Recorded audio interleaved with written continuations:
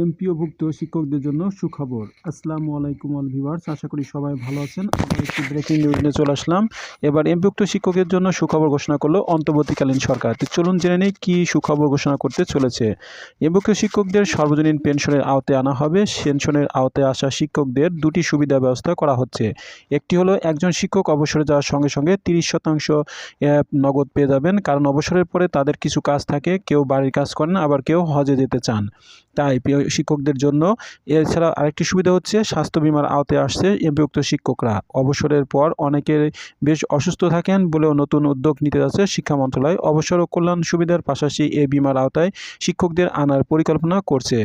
সম্প্রতি শিক্ষা মন্ত্রণালয় মাধ্যমিক উচ্চ শিক্ষা বিভাগের সিনিয়র সচিব সিদ্দিক জুবায়ের সাংবাদিকদের তথ্য জানিয়েছেন। তিনি বলেছেন, এমপিওভুক্ত শিক্ষকদের সার্বজনীন পেনশনের আওতায় আনা হবে।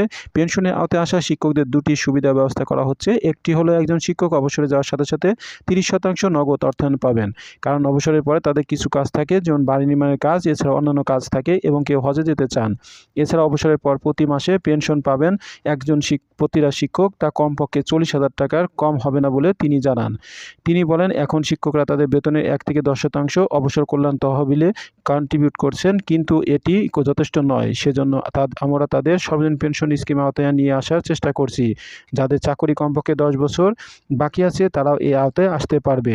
সিদ্দিক জুবায়ের বলেন, সব শিক্ষকদের স্বাস্থ্য বিমার আওতায় নিয়ে আসা হবে, কারণ অবসরের পর অনেকে অসুস্থ হয়ে থাকেন, এজন্য আমরা তাদের স্বাস্থ্য বিমায়